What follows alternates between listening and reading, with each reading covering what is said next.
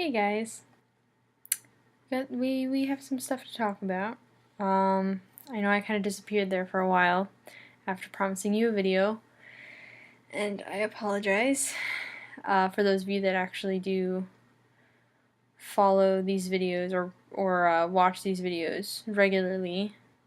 I've had a kind of a lot going on the past couple weeks. The past week especially. The first day, the day that I actually promised next video. The last video that I posted was on the day of my last final exam. And I was exhausted, and I promised a video the next day. To be honest, the next day, I slept really late, and then I had heard of this anime that everybody's been talking about called Attack on Titan. It's gone beyond people that like to watch anime to where it's almost everybody I know has seen this show already, and I have not had the time to watch it because I've been busy with group projects that were all me, or exams, or lab assignments, or whatever. So I was like, maybe I'll start watching this anime. There's only one season up. Little do I know that when they say one season, they mean 25 episodes. And I got sucked in, and every episode ends on a cliffhanger. And before I knew it, I had watched the entire season, and it was like 4:30 or 5 o'clock in the morning. So I went to sleep. I woke up the next day, and I figure, it'll be a day late. Duval came over, and I guess we went to drive somewhere or something, and I noticed that my service engine light was on in my car. Now, this wouldn't have been a huge deal, except that, I don't know if I've ever said this before on here, but I don't actually have my license yet. And the reason why that is because in high school, we didn't really have the money to buy me a car, so there really wasn't a point in me having a license. My freshman year of college, I went to school way upstate New York, to this school called Rochester Institute of Technology, and I lived right on campus, and everything's kind of either so close by or accessible by school shuttle that there really was no need for me to get a car, and therefore, again, the way that my parents and I saw it, really no rush for me to get a license. And then I came back down to Florida, where tuition was cheaper for in-state students and where I had Bright Future scholarships waiting for me, and where it was not cold from October to May, but that's completely off topic. And I still did not get a license, and that was because I ended up moving into student housing right next to the school, which again had shuttle access to everything I needed. So I just saw it as an extra bill. It was a car, it was car insurance, gas, everything else. So I just didn't bother. And then by the time, the next year rolled around and I was living a little bit farther away from campus, it just kind of never happened. Like a year ago, probably, my friend Sammy came to Orlando, got a car from a buy now, sell now place, put some money into it because she realized that they had totally just given her a car with just pretty much everything in the car that could be broken was broken, except the engine and the frame. And so she put some money into it, and then she ended up getting an internship across the country, so she sold the car to my parents and I, and she left it up there because she actually grew up right next door to me, so she left the car with my parents. My dad dumped a bunch more money into it, fixed it up, got it registered and everything else, and brought it here. They got me under the insurance, whatever. Well, now obviously I wasn't ready to go ahead and get my license because I had never driven before. Not really, So, so I had to practice driving.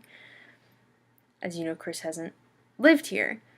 And Courtney, almost any day that she didn't have class, had work. So it kind of became a thing where I would take any, driving practice when I could get it, but I couldn't really get it, So, so I've been practicing. Now I'm good, I'm great. But now I have to take my test, and what I was told, although I found out today it's not true, but that's a whole nother, we'll get to that, was that if any check engine lights are on, or there's any reason that the instructor feels like your car isn't totally 100%, they can just refuse to administer the test to you. So when this check engine light came on, Duval and I went to this car place, got it checked out, and then my mom found this mobile mechanic that was recommended by her friend who's a mechanic, and he came and checked it out. It ended up being like 200 something, I think, maybe. I don't remember at this point, because that wasn't the only time something like that happened. But again, we will get to that. So that happened, got it fixed. The light was off, everything was clean, everything was running. That's great. So 2 days later, Courtney is off work and classes are done, because now we're fast forward obviously to a few days into summer, and so we decide to go to breakfast, and so I drive. So we drive to the breakfast place, very uneventful. We go and have breakfast. It's great. We get in my car, and it will not start. It just won't. It starts making noise, and then it stops. I try like 5 or 6 times. I let it rest for a little bit. I try again. It's not working. I go, oh, well, it's a good thing my parents signed me up with them for AAA. But, of course, this is me we're talking about. So although my mother, of course, sent me the new AAA card, in my wallet I have the one that expired 2 years ago. So that's no good. But luckily Courtney has a friend nearby. We call him. He is able to jump my car, so we think maybe it's the battery. We drive it to another place. They say, no, the battery's fine. It's the starter.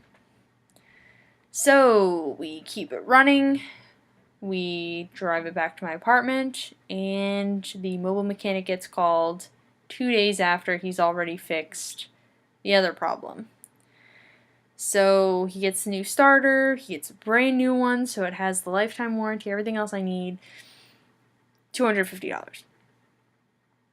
$250, whatever, small price to pay. At this point, I just needed my car to be running. But here's the problem. The day that the mobile mechanic came to fix my car, could actually come, the day that the starter went out was the day before I was scheduled to take my driving test. So, it ended up just being bad timing. By the time he came to fix it, it wasn't ready to go for the actual test, so I rescheduled. No problem, because Courtney's friend also knew of another DMV that had opened up a little ways away. I was able to reschedule an appointment in I think it's been 2 weeks. So that happened. That sat for a while. Okay, car's good, we're good. I get a call from my mom. My dad's a construction supervisor.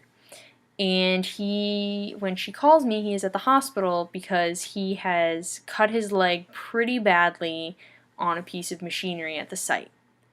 I think a saw or something.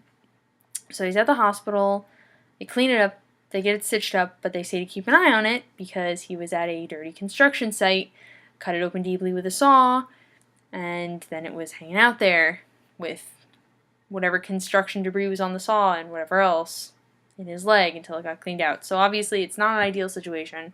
And sure enough, his leg starts swelling up. And it kept swelling up very quickly and very severely for a couple days as he's trying to schedule appointments with the doctors, but also insisting in the meantime to go back to work because he is my father and he is a very stubborn and hardworking man. So when he finally goes to the doctor, they sure enough say, yes, it's infected. They give him a shot of penicillin and a strong antibiotic.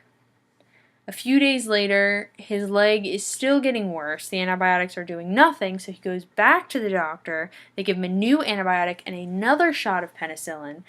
And then finally, after the first couple doses of the new antibiotic, the swelling starts to go down. The infection is gone, and now it's been a little bit further along. Now the infection's gone. It's just a matter of there's some dead tissue. I won't get graphic, but there's some dead tissue. The problem is that while it was being treated with antibiotics, the stitches had to be taken out so that it could be fully treated. Now the infection's gone, but because we're dealing with workman's comp, which we're not dealing with his workplace. They sent the stuff over as soon as he got hurt, and they've been fantastic.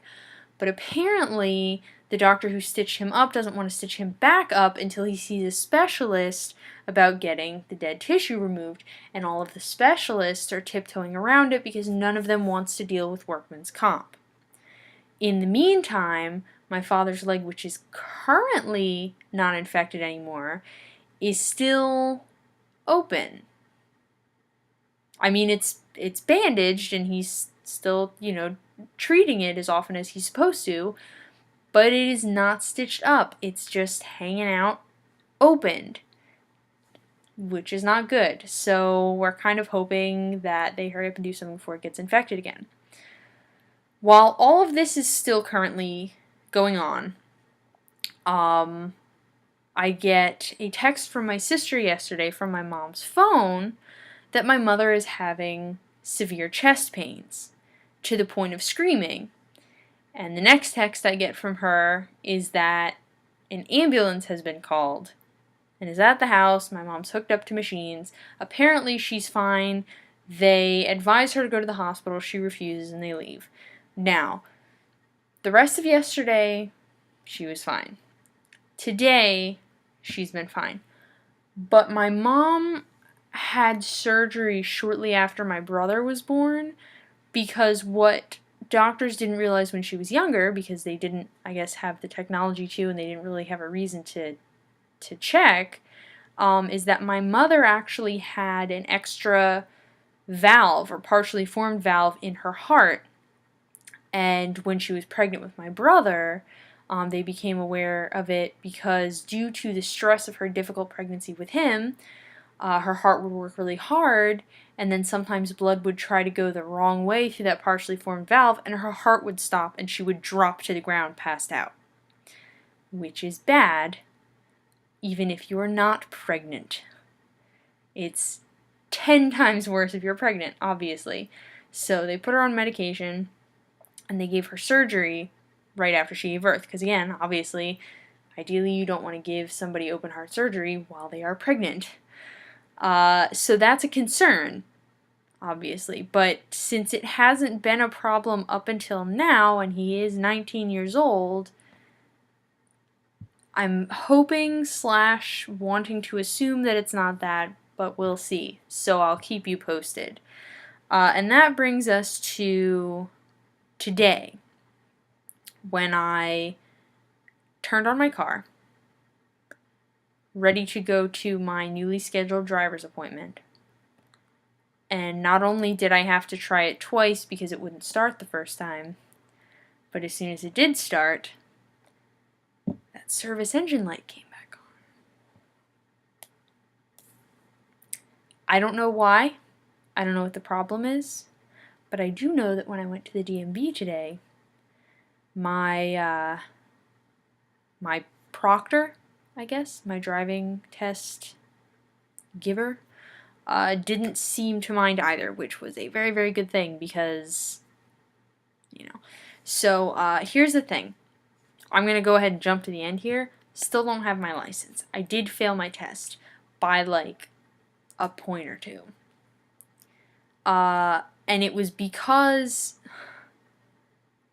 from what he told me, from what I can gather, because he kept telling me that I am a very good driver. From the best I can tell, the things he took off points for are pretty tiny things. But he says that even though technically they're not wrong, because I am a good driver, he knows that I can do these things better. Such as pulling into, like, any of you who have your driver's license, you know the part where you pull in park. I pulled into park. I didn't touch any of the cones, but he said I was slightly left in the parking space. So even though I technically did it right, I could do it better. So he took points off because it wasn't perfect. Little things like that added up to just enough points that I just barely didn't pass. So I did what he recommended that I do. Came home, sat down in front of the computer, and even though it didn't show me any appointments to retake the test until the 16th, kept manically refreshing the page for the DMV scheduling calendar because he promised that every so often appointments show up for the next day because people cancel. We got home at 2:30.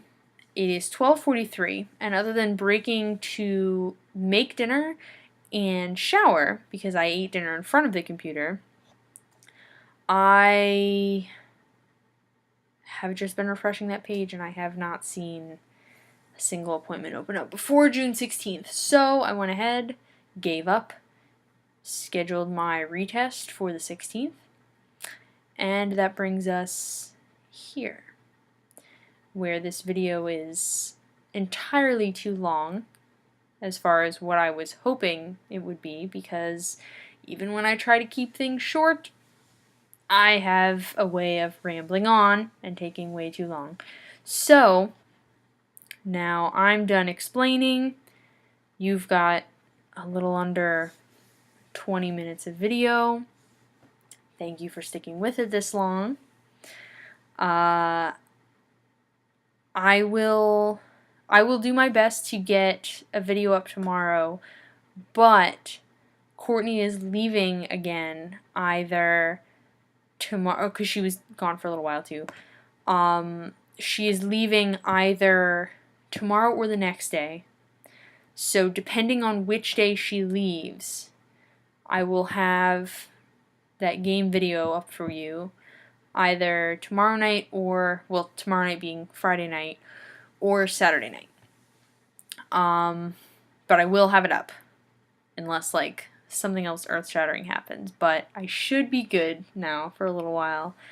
So yeah, that's pretty much it. I've been pretty busy, stuff's been crazy, but now it's settling down. I am exhausted. And so I'm going to go to bed. So good night. Well, after I upload this, of course. So good night. I love you all. You're awesome. Thanks for sticking around. I'm sorry for being gone. I will be better. I love you all, and I will see you tomorrow or the next day.